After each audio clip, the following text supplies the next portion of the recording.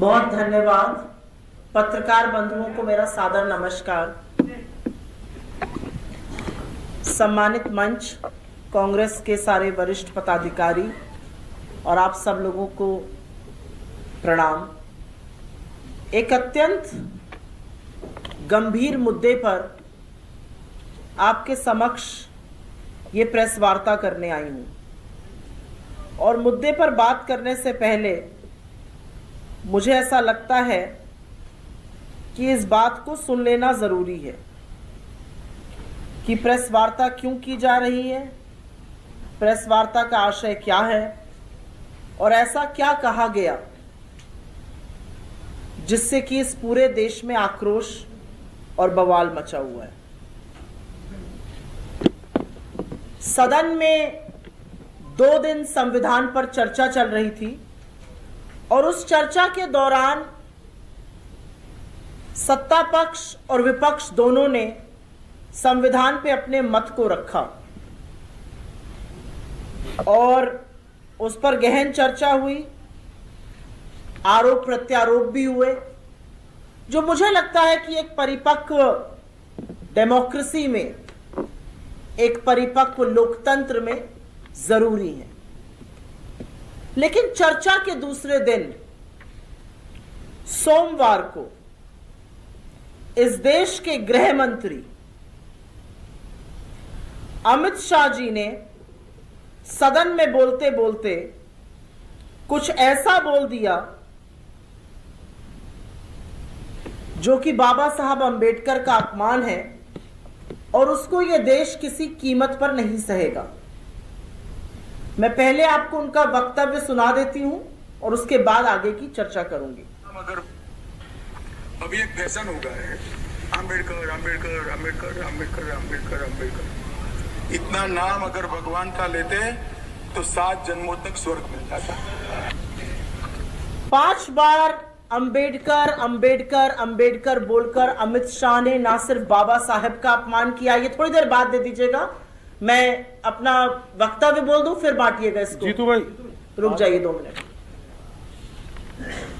ना उन्होंने सिर्फ बाबा साहब का अपमान किया है जो हमारे संविधान के निर्माता हैं, बल्कि इस देश के हर उस व्यक्ति का अपमान किया है जो बराबरी में, सम्मान में यकीन रखता है और सबसे ज्यादा अवमानना उन्होंने इस देश के संविधान की है।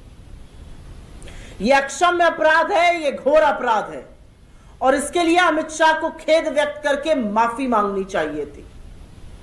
लेकिन बजाय उनके खिलाफ एक्शन लिया जाए, बजाय उनसे माफी मंगवाई जाए, बजाय उनसे इस्तीफा लिया जाए, उनको बर्खास्त किया जाए, पूरा का पूरा तंत्र, पूरी की पूरी मोदी सरकार, खुद नरेंद्र मोदी, उनके साथी मंत्री, उनके सांसद अमित शाह के बचाव में खड़े हैं। आप उस व्यक्ति का बचाव करना चाहते हैं जो बाबा साहब अंबेडकर के खिलाफ इतनी घटिया टिप्पणी कर रहा है। प्रधानमंत्री को बुलाकर अमित शाह को कमरे में उठक बैठक करवानी चाहिए थी और इस्तीफा लेना चाहिए था, और प्रधानमंत्री उनके लिए ट्वीट कर रहे हैं। उनके साथी सांसद और मंत्री कूद कूद कर उनका बचाव कर रहे हैं। और यही नहीं, सदन को गिरवी रखा गया, सदन में स्वांग रचा गया, ड्रामेबाजी की गई और सदन की जो गौरवशाली परंपरा और इतिहास है उसको भी तहस नहस किया, क्योंकि अमित शाह को बचाना था। और अमित शाह को किस चीज से बचाना था? बाबा साहब अंबेडकर का जो उन्होंने घोर अपमान किया है उस पर उनको जो सजा मिलनी चाहिए उससे बचाना था। लेकिन अमित शाह ने यह पहली बार नहीं कहा है, बीजेपी ने यह पहली बार नहीं कहा है। ये सारी कवायद असल में संविधान विरोधी सोच से, दलित विरोधी सोच से, एक संप्रदाय विरोधी सोच से उभरती है। और मैं ये जरूर बोलना चाहती हूं, कुछ लोग पूछते हैं ये जरूरी मुद्दा क्यों है। ये जरूरी मुद्दा इसलिए है क्योंकि बाबा साहब भीमराव अंबेडकर इस देश में समता के, सामाजिक न्याय के ध्वजवाहक हैं। वो इस संविधान के निर्माता हैं जिसने इस देश में सबको बराबरी दी है। वो संविधान इसलिए जरूरी है कि उस संविधान ने औरत हो या आदमी, आप गांव से हो, आप शहर से हो, आप बुजुर्ग हो, आप गरीब हो, आप अमीर हो, आप कौन सी भाषा, कौन सी जाति, कौन से धर्म, कौन से प्रांत से हो, कोई फर्क नहीं पड़ता। आप इस देश में एक बराबर हैं। ये विचार हमारे संविधान से आया है। इस देश का सबसे अमीर और सबसे गरीब आदमी एक बराबर है। ये देन इस संविधान की है। और जब इस संविधान के खिलाफ कुछ कहा जाएगा तो जरूर आवाजें उठेंगी। ये संविधान है जो हमें, आपको, हर व्यक्ति को एक बराबर मानता है। ये मनुस्मृति नहीं है जो औरत और आदमी में भाषा के आधार पर, जन्म के आधार पर, लिंग के आधार पर, वर्ण के आधार पर जो भेदभाव करती है। ये इस देश का संविधान है। लेकिन ये बाबा साहब की विरोधी सोच या संविधान विरोधी सोच भाजपाइयों के लिए या संघ के लिए कोई नई नहीं है। इनके पुरखों ने लगातार यही काम किया है। फिर वो गुरु गोलवलकर रहे हो या सावरकर रहे हो या इनके सबसे पूजनीय श्यामा प्रसाद मुखर्जी रहे हो या अभी संघ प्रमुख मोहन भागवत रहे हो, मनमोहन वैद्य रहे हो, तमाम इनके संघ के नेता और खुद मोदी जी जो गुजरात के मुख्यमंत्री रहते हुए जिस व्यक्ति ने मंद बुद्धि और दलितों को एक बराबर कहा था, यह इनकी विचारधारा है। क्या कहा था सावरकर ने कि इस संविधान में कुछ भी भारतीय नहीं है। यह संविधान पर मनुस्मृति की छाप नहीं है। भगवान ने अच्छा किया कि इस पर मनुस्मृति की छाप नहीं है, क्योंकि अगर मनुस्मृति की छाप होती तो औरतों को संपत्ति माना जाता। अगर मनुस्मृति की छाप होती तो जिस वर्ण और जाति में आप पैदा हुए हैं आप ऊंचे और नीचे होते। यह संविधान है जिसने इस देश में दलितों को, वंचितों को, आदिवासियों को, अल्पसंख्यकों को, पिछड़ों को हक दिया, महिलाओं को हक दिया। इस देश के संविधान ने जिस दिन से लागू हुआ महिलाओं को वोट का अधिकार दिया, महिलाओं को हक दिया कि अगर उनकी विवाह में दिक्कत है तो अपना विवाह समाप्त कर सके। वो दासी नहीं है। महिलाओं को हक दिया कि आपको संपत्ति में हिस्सा मिलेगा। इस देश के संविधान ने यह किया। तो मैं शुक्रगुजार हूं इस देश के संविधान निर्माताओं की, आजादी के महानायकों की। जब देश आजाद हुआ तो उन्होंने मनुस्मृति को खारिज करके देश के संविधान को वरीयता दी। और इससे समस्या है बीजेपी वालों को। सावरकर को इसमें भारतीयता नजर नहीं आती। गोलवलकर कहते थे अंबेडकर लिलीपुट है। मोहन भागवत जी ने 2015 और 16 में ऑर्गेनाइजर और अपने तमाम पंचजन्य में बोला आरक्षण की समीक्षा होनी चाहिए।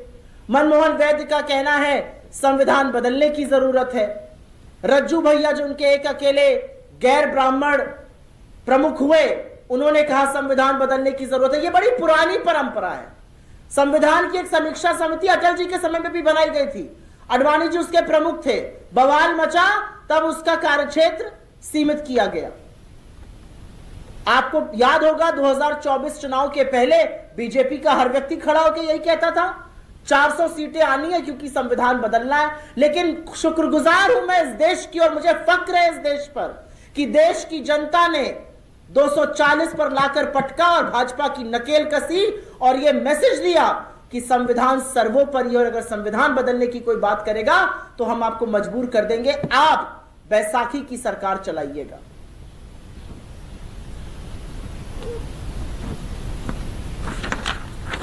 एक बात लेकिन सच है कि इस पूरे मुद्दे ने, इस पूरे वाक्य ने जो संसद के अंदर हुआ, संसद के बाहर हुआ, जो टीवी चैनलों पर देखा, दो तरह की बातें साफ कर दी हैं।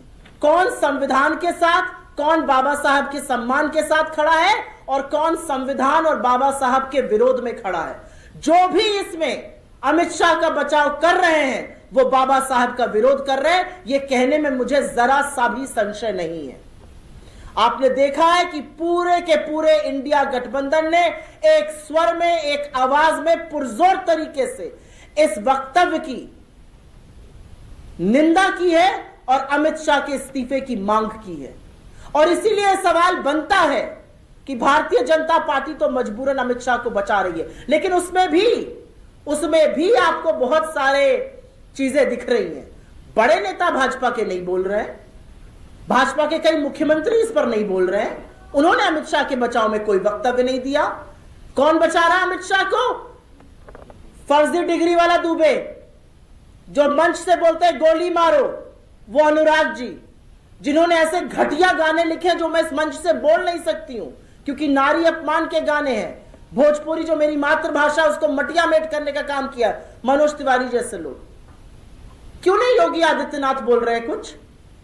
क्यों नहीं बड़े बड़े बीजेपी के नेता कुछ बोल रहे हैं? अमित शाह का बचाव क्यों नहीं कर रहे हैं? क्योंकि उनको पता है कि अमित शाह ने अक्षम्य अपराध किया है। लेकिन सवाल आज इस मंच से यह भी है कि जो बीजेपी के घटक दल है, चाहे वो टीडीपी हो चाहे वो जदयू हो, जो कहती है कि हम सामाजिक न्याय की बात करते हैं, आप चुप क्यों हैं? अगर आप सामाजिक न्याय की बात करते हैं तो आप बाबा साहब के अपमान पर चुप कैसे रह सकते हैं? यह सवाल तो पूछा जाएगा और आपको इसका जवाब भी देना पड़ेगा। लेकिन यह भी सच है कि संविधान विरोधी काम लगातार इस सरकार ने किया है, चाहे वो लैटरल एंट्री से आरक्षण की अवमानना हो, चाहे वो चलते हुए सदन में जबरन अध्यादेश से कानून पास कराना हो, चाहे वो अपने विपक्षियों के यहां ईडी सीबीआई भेजकर उनके जो लोकतांत्रिक हक है उसका हनन हो, चाहे वो चुने हुए सांसदों, नेता प्रतिपक्ष राज्यसभा और लोकसभा में उनके माइक बंद कर देना हो, जब वो बोले तो स्पीकर को दिखाना हो। ये तमाम चीजें क्या है? ये इस संविधान को दुर्बल करती है, संविधान को कमजोर करती है। ये बाबा साहेब के जो संविधान है उसकी आत्मा जो निहित है उसमें, उसके खिलाफ है। और मैं तो इस मंच से कहती हूं, मोदी जी कह रहे हैं ना कि मैं बहुत सम्मान करता हूं बाबा साहेब का, अमित शाह भी कह रहे हैं जब पकड़ लिए गए। आप इतना सम्मान करते हैं बाबा साहेब का तो कराइए इस देश में जातिगत जनगणना, जिसकी मांग लगातार कांग्रेस पार्टी कर रही है, जिसकी मांग लगातार राहुल गांधी कर रहे हैं, मल्लिकार्जुन खड़गे कर रहे हैं। कराइए जातिगत जनगणना। और हमने तो जनता से वादा किया है कि आरक्षण की लिमिट को हम हटाएंगे। आप हटा सकते हैं? आप जातिगत जनगणना तक नहीं कराते हैं। आपने महिला आरक्षण बिल पास कराया जो 2034 में आएगा कि नहीं आएगा अभी किसी को पता नहीं, क्योंकि अभी तो परिसीमन और अभी तो सेंसस का ही पता नहीं है। उसमें भी आपने पिछड़ी महिलाओं को कोई हक नहीं दिया। तो ये सब करके दिखाइए ना आप। आरोपों से बचने के लिए, और ये मैं थोड़ा सा व्यक्तिगत है मेरे लिए, इसे जरूर कहना चाहती हूं, मैं सोशल मीडिया और डिजिटल प्लेटफॉर्म्स की अध्यक्ष हूं।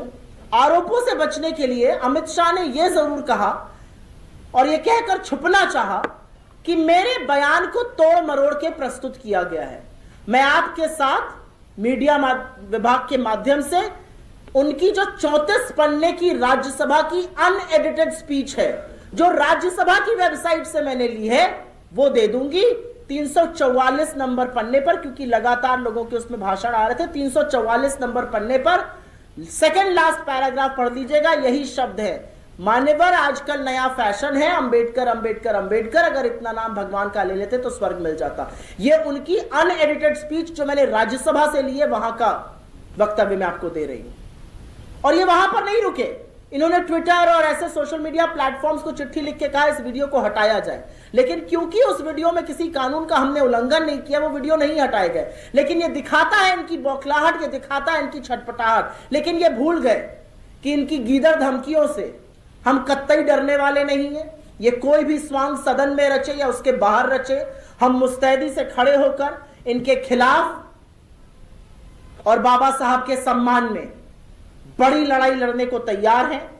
लेकिन एक बात और है कि ये जो घृणित सोच हमें सदन में सुनाई दी, उसका कहीं ना कहीं असर भी देश में दिख रहा है। तमाम जगहों से खबरें आती कि बाबा साहब अंबेडकर की मूर्ति को खंडित कर दिया गया, कहीं सर तोड़ दिया जाता है, कहीं धड़ तोड़ दिया जाता है। अभी आज अहमदाबाद से खबर आई है कि बाबा साहब की मूर्ति को खंडित किया गया। महाराष्ट्र के परबड़ी में मूर्ति भी खंडित हुई, वहां पर वायलेंस भी हुआ, हिंसा भी हुई, अराजकता भी हुई, और आज राहुल गांधी वहां पर पीड़ित परिवारों से मिलने पहुंचे। इसका जिम्मेदार कौन है? इसका जिम्मेदार यही घृणित, यही नफरती, यही संविधान विरोधी, बाबा साहब विरोधी, दलित विरोधी सोच है। मैं अपनी मांग इस मंच से दोबारा से दोहराऊंगी। ये मांग कांग्रेस पार्टी की है, ये इंडिया गठबंधन की है, ये हमारे अध्यक्ष की है, मेरे नेता राहुल गांधी की है। अमित शाह माफी मांगे और अमित शाह इस्तीफा दें। ऐसा व्यक्ति जो संविधान निर्माता की इज्जत और सम्मान नहीं कर सकता, वो एक संवैधानिक पद पर नहीं बैठ सकता है। इसको कहने में मुझे ना कोई संशय है, ना कोई आपत्ति है, क्योंकि बाबा साहब का यह अपमान हिंदुस्तान किसी सूरत में नहीं सहेगा। आपके सवालों का स्वागत है। अगर इस पर सवाल केंद्रित रहे तो बहुत अनुग्रहित रहूंगी।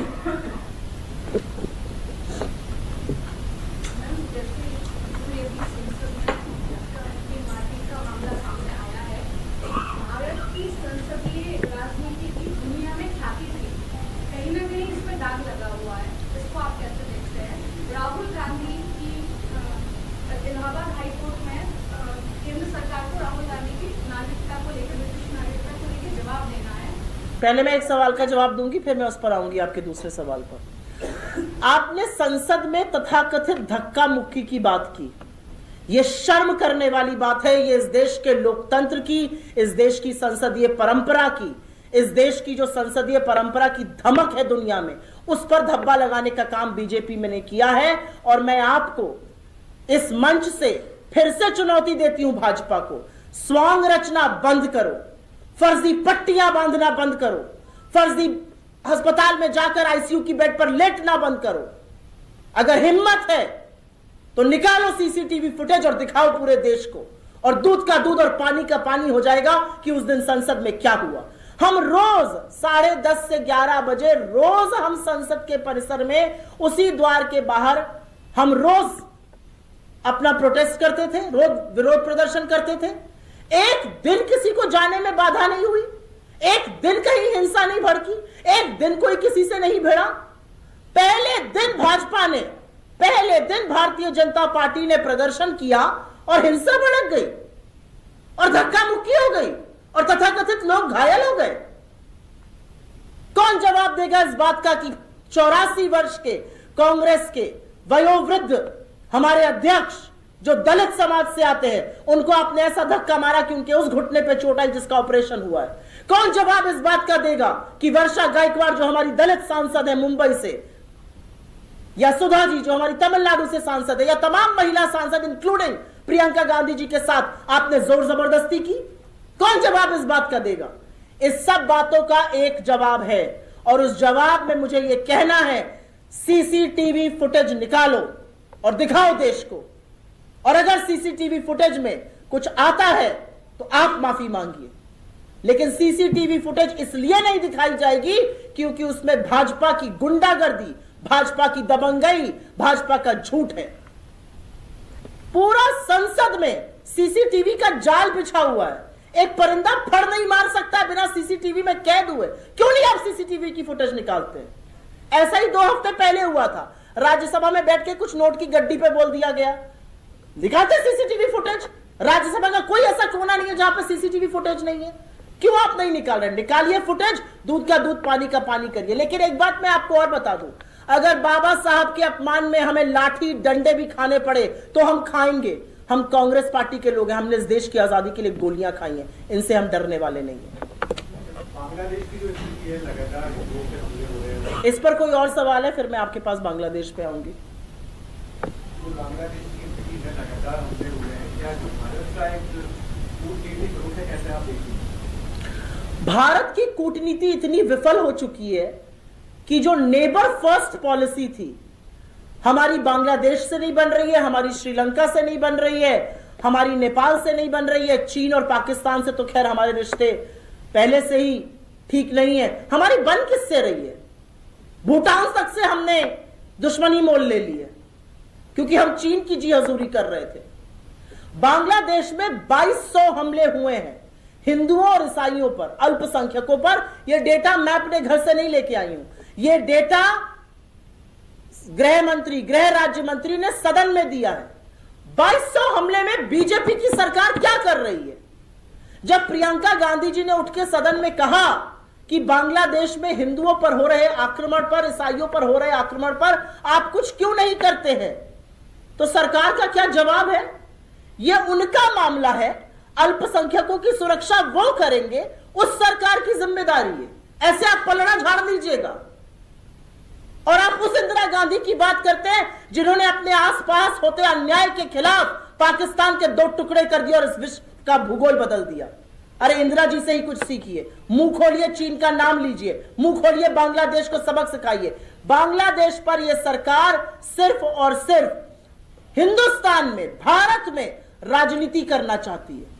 इनके भक्त राजनीतिक उबाल रखेंगे, इनके भक्त दिखाएंगे आपको बांग्लादेश में हिंदुओं के साथ क्या हो रहा है। अगर हो रहा है तो आपकी सरकार क्या कर रही है?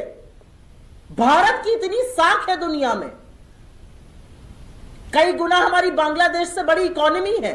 बांग्लादेश कितनी चीजों पर हमसे निर्भर है। हम चीन को तो लाल आंख दिखा नहीं पाए, आंखें मूंद ली, बांग्लादेश को तो दिखाइए। ये भारत की विफल नीति है, ये नरेंद्र मोदी के बड़बोले बोल है, जिसका खामियाजा इस देश को और वहां के हिंदुओं को भुगतना पड़ रहा है। जी पानी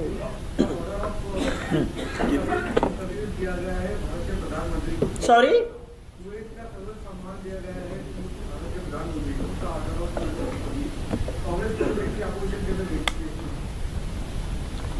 मोदी जी दुनिया के तमाम देश, चाहे वो ग्रीस हो, ब्रिटेन हो, साउथ अफ्रीका हो, नाइजीरिया, पाइजीरिया, कुवैत, कहीं भी जाते हैं सम्मान लेकर आते हैं। बस एक जगह नहीं जाते हैं।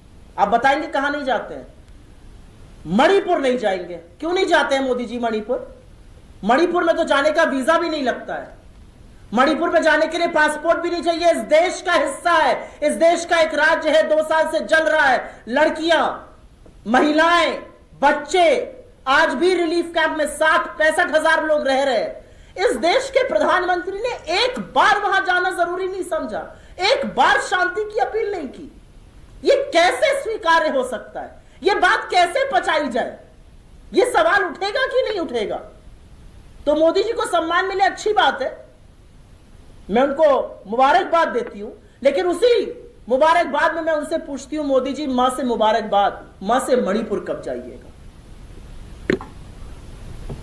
कोई और सवाल? जी 25 तारीख को 25 दिसंबर को नरमाली में नरेंद्र मोदी जी खजुराहो में केन बेतवा लिंक परियोजना का शिलान्यास करने जा रहे हैं, जिससे वहां के किसानों को क्या लाभ होगा और आपके कांग्रेस कार्य को किस दिशा में देखिए? मैं किसानों की, क्योंकि आपने बात छेड़ दी, तो ये स्थानीय मुद्दा है। किसानों को क्या लाभ होगा या क्या नहीं होगा या उनको क्या नुकसान हुआ है, उसका जवाब आपको मिल जाएगा। लेकिन किसानों की बात ना बीजेपी को जोड़ के मत करिएगा। आप भी ये पाप करना बंद कर दीजिए। इस देश में एक किसान 28 दिनों से आमरण अनशन पे है, उनके अंग फेल हो रहे हैं, डडलीवाल। इस सरकार ने उनसे बात करना जरूरी नहीं समझा है। आपके मामा जी जो अब कृषि मंत्री बनकर बैठे हुए हैं देश में, जब इस देश का किसान देश की राष्ट्रीय राजधानी आना चाहता था, उसके रास्ते खुदवाए गए, उन पर आंसू गैस के बम गोले छुड़वाए गए। तो ये किसानों की बात कैसे करेंगे? अरे ये अडानी की सरकार है, ये अडानी के लिए किसानों का दमन करती है, उनके कानून बदलती है, काले कानून लाती है।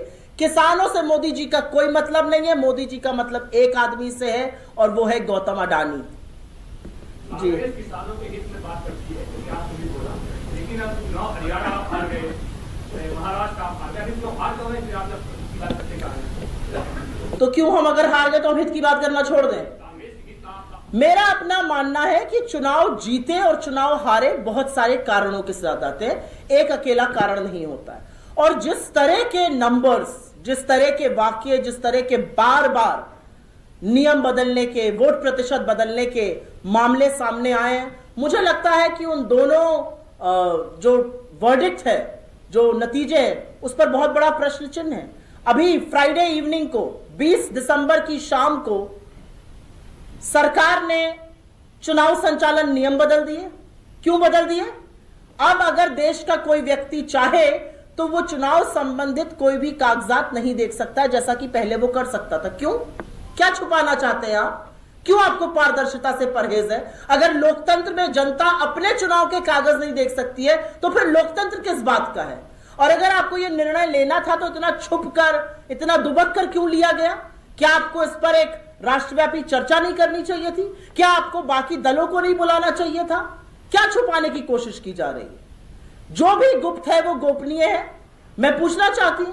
और ऐसे वक्त पर जब चुनाव आयोग की साख पर इतना बड़ा सवाल उठा हुआ है, चाहे वो वोटिंग परसेंटेज हो, चाहे वो वोटिंग लिस्ट में लोगों का नाम घटाने की बात हो, चाहे वो पारदर्शिता पर चुनाव आयोग का बिल्कुल पक्षपातपूर्ण रवैया हो, ऐसे में आपने क्यों बदल दिए कानून? तो मैं तो आपकी बात का जवाब ये कह के दूंगी कि मुझे तो बहुत अस्वीकार्य है रिजल्ट एट बहुत सारे लेवल पर। लेकिन कोई भी चुनाव एक मुद्दे से न जीतते हैं न हारते हैं। ऐसे कह के फिर तो हम झारखंड में जीत गए तो क्या वहां का किसान हमारी बात मान गया?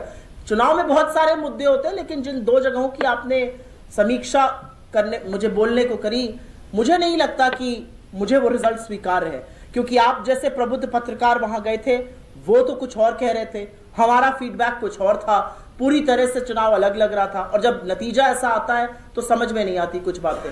इस देश में जितने वोट पड़ रहे हैं उससे ज्यादा गिने कैसे जा रहे हैं, ये सारी बातें तो पूछी जाएंगी ना चुनाव आयोग से, और क्योंकि आप पूछे तो आपके अधिकार को ही खत्म कर दिया गया। ना रहेगा बांस ना बजेगी बांसुरी। अब आप कागज भी नहीं ले सकते हैं जो आप पहले ले सकते थे। Let him just come, I'll come to you. BJP कहती है कि कांग्रेस काल में बाबा साहब को इतना सम्मान कांग्रेस ने नहीं। बीजेपी के पुरखों ने, आरएसएस ने, भारतीय जनता पार्टी ने बाबा साहब के पुतले फूके, उनके संविधान की प्रतियां जलाई, उनके गुरु गोलवलकर ने उनको लिलीपुट कहा, सावरकर ने कहा बाबा साहब पत्ते के बराबर नहीं है, अब वो डॉक्टर नहीं भिक्षु बन गए। ये भाषा है इनकी, ये भाषा है इनकी कि बाबा साहब जिसके ध्वजवाहक थे उन दलितों को नरेंद्र मोदी मंदबुद्धि से कंपेयर करते हैं। ये भाषा है इनकी कि अमित शाह उस सदन में खड़े होकर कहते हैं अंबेडकर अंबेडकर अंबेडकर रटने का एक नया फैशन चल निकला है। किस मुंह से बीजेपी बात करती है? बीजेपी की 17 राज्यों में सरकार है, मैं गलत हूं या सही हूं? 17 राज्यों में सरकार है, एक जगह भी दलित मुख्यमंत्री क्यों नहीं है? बीजेपी के कितने दलित अध्यक्ष हुए एक को छोड़कर, बंगारू लक्ष्मण को जो रिश्वत लेते हुए पकड़े गए? संघ के कितने दलित सरसंचालक हुए? एक भी नहीं। दलित तो छोड़ दीजिए, ठाकुर और ब्राह्मण को छोड़कर एक दूसरी जाति का नहीं हुआ। क्यों नहीं हुआ? यह बात करेंगे बाबा साहब के सम्मान की। जो बोला है अमित शाह ने वो अक्षम्य अपराध है। हाथ जोड़कर देश के सामने आकर माफी मांगनी चाहिए और अपने पद से इस्तीफा देना चाहिए। आपने बोला कि कांग्रेस उनका सवाल पहले पूछूंगी, फिर आऊंगी आपके पास।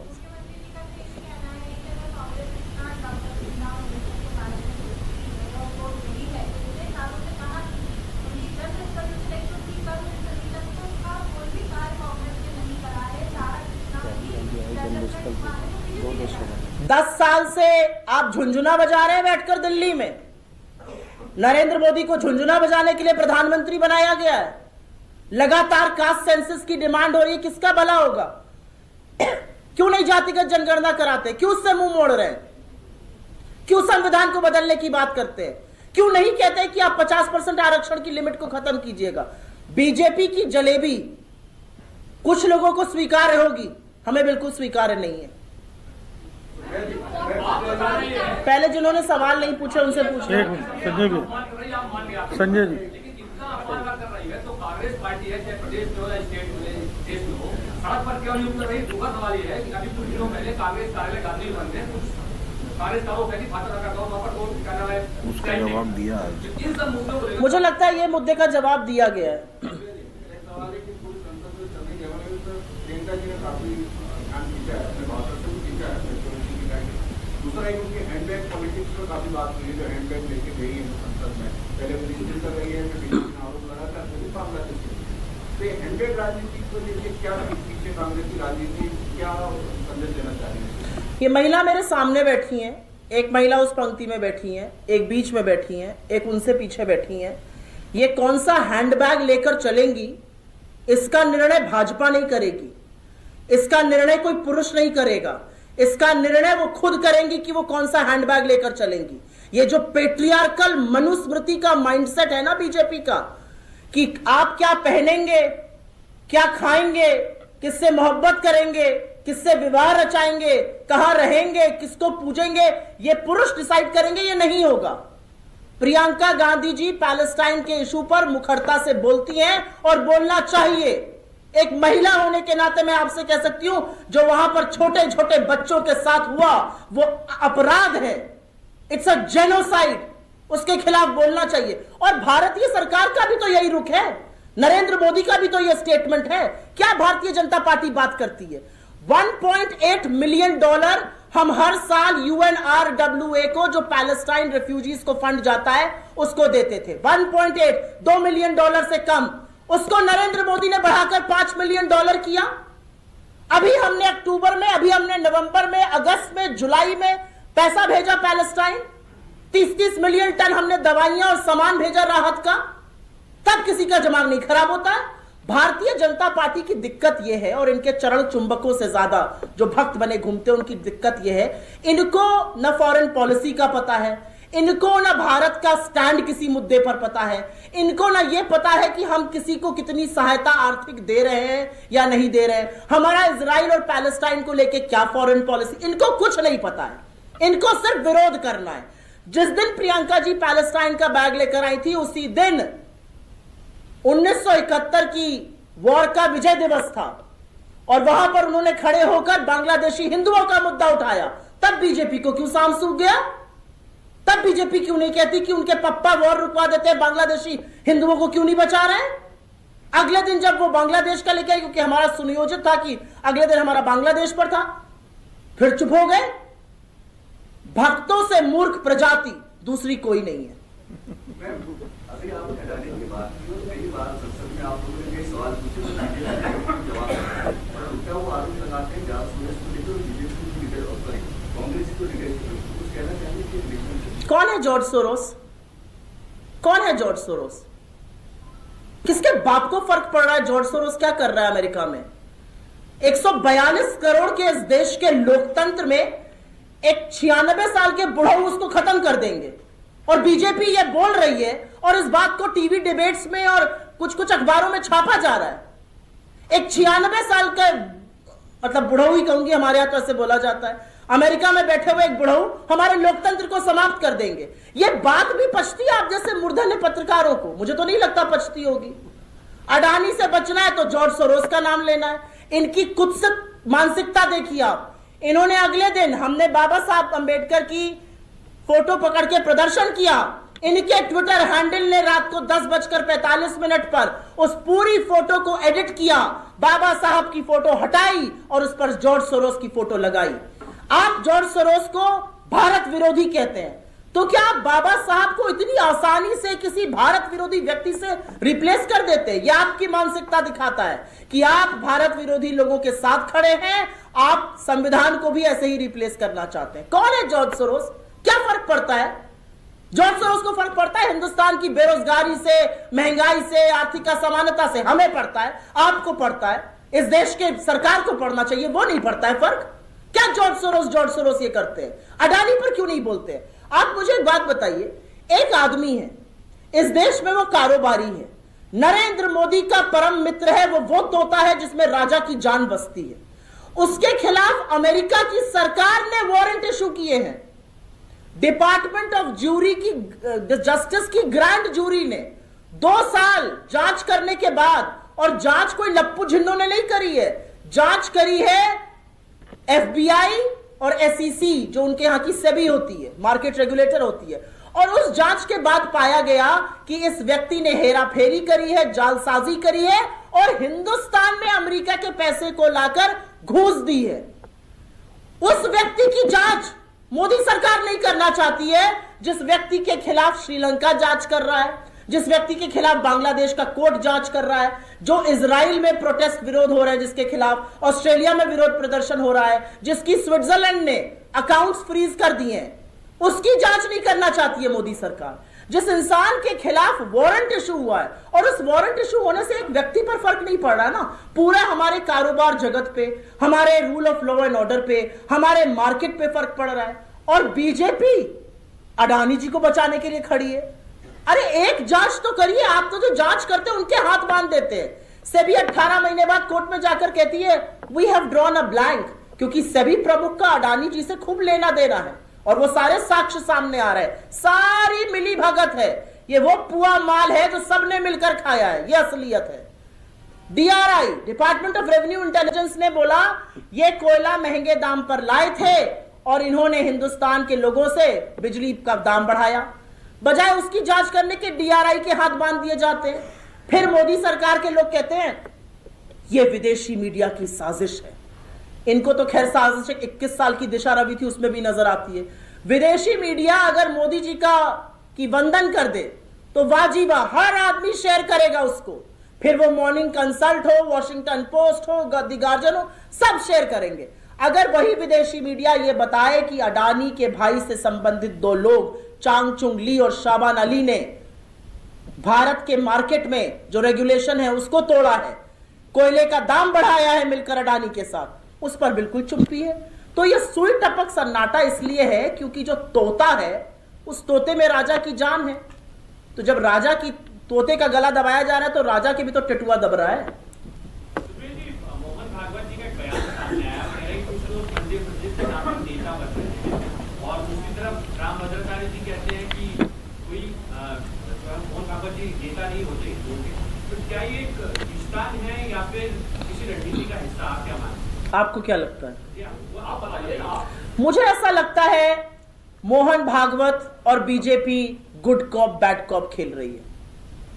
यह सारा बवाल इसलिए हो रहा है क्योंकि इस देश में एक कानून है, प्लेसेस ऑफ वर्शिप एक्ट 1991, जो कहता है कि राम जन्मभूमि को छोड़कर बाकी जो भी धर्मस्थल 15 अगस्त 1947 पर जैसे थे वो वैसे रहें।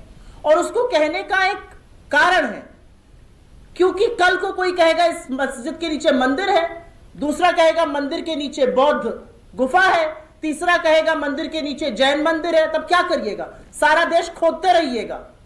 रूस वैक्सीन बना रहा है, हम खुदाई कर रहे हैं। यह असलियत है इस देश की आज की तारीख में।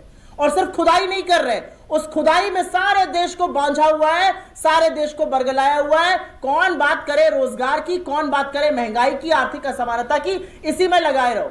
पर वो खुदाई आपके और मेरे बच्चे कर रहे हैं। वो खुदाई बीजेपी नेताओं के बच्चे नहीं कर रहे, क्योंकि बीजेपी नेता का बच्चा तो बॉस्टन और न्यूयॉर्क में पढ़ रहा है, लंदन में पढ़ रहा है, सिंगापुर में पढ़ रहा है। दरी आप बिछाएंगे, भाई आपसे मेरा मतलब है देश की जनता, दरी आप बिछाइएगा उनके कार्यक्रम में। बच्चे आपके धर्म रक्षक बनेंगे, इनके बच्चे बड़ी बड़ी कंपनियों में काम करेंगे और फिर पैराशूट होकर आएंगे, उनको टिकट मिल जाएगा, वो मंत्री बन जाएंगे। ये इनका प्रचलन है। तो 1947 के जो जैसा था वैसा रहे। इस कानून को पारित हुए 1991 में पारित हुआ, तब बीजेपी भी सदन का हिस्सा थी। उसके बाद 99 से 2004 तक अटल जी की सरकार रही, ये कानून रहा। 2014 से 2024 और अब तो 24 खत्म आ गया, हम 25 के मुहाने पर हैं, मोदी जी की सरकार रही। अब बैसाखियों पर है, इसके पहले तो प्रचंड बहुमत था। इस कानून को नहीं बदला गया, मतलब सरकार को इस कानून से कोई आपत्ति नहीं है। लेकिन 2-4 लोग खुदाई कर करके इस देश में उन्माद और उबाल का माहौल रखना चाहते हैं। और इसलिए रखना चाहते हैं क्योंकि आपके जो संगी साथी नोएडा में कमांडो वॉरियर एंकर है, वो कैसे पूछेंगे कि इस मस्जिद के नीचे कौन सा मंदिर छुपा है? आधों को तो देखकर मुझे लगता है हिंदू सनातन संस्कृति ही नहीं पता है। अगर आपके घर के मंदिर में या किसी भी मंदिर में इतनी सी भी मूर्ति खंडित हो जाए तो फिर वो देवता पूजा नहीं जाता है, उसको प्रवाहित किया जाता है। गांव शहर देहात जहां चले जाइए ये प्रचलन है। ये खंडित मूर्तियां निकाल के उसको पेंट कर रही है, हिंदू संस्कृति के ध्वजवाहक बने घूम रहे हैं। तो मोहन भागवत जी ने जो कहा है उसको 2 तरह से देखा जा सकता है। वो योगी जी को कह रहे हैं कि मोदी जी को कह रहे हैं, पहले तो ये भी थोड़ा स्पष्ट हो। क्या वो सरकार को कह रहे हैं कि आपके लोग आपके इशारों पर ये कर रहे हैं, कानून व्यवस्था खराब हो रही है, या वो सिर्फ गुड कॉप बन रहे हैं और सरकार को पूरी छूट, पूरा लाइसेंस दे रहे हैं अराजकता फैलाने के लिए? अब तो सुप्रीम कोर्ट ने मोदी सरकार को बोल दिया 4 हफ्ते के अंदर आपका क्या मत है इस पर वो स्पष्ट कीजिए। देखते हैं सरकार क्या बोलती है। कांग्रेस पार्टी जातीय जनगणना की बात काफी लंबे समय से कर रही है। जातीय जनगणना सिर्फ हिंदुओं के लिए होगी या सभी वर्गों के लिए? जनगणना किसके लिए होती है? आपने मुझसे सवाल पूछा, आपके सवाल में ही आपका जवाब निहित है। जनगणना का मतलब होता है हिंदुस्तान में जितने लोग रह रहे हो, वो हिंदू हो, मुसलमान हो, ईसाई हो, सिख हो, वो किसी प्रांत के हो, किसी भाषा को बोलते हो, किसी जाति के हो, उनकी जनगणना होगी।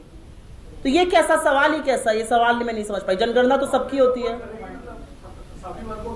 मैंने आपसे जो कहा मुझे लगता है बहुत क्लियर कर दिया मैंने। धन्यवाद बहुत बहुत आप सबका।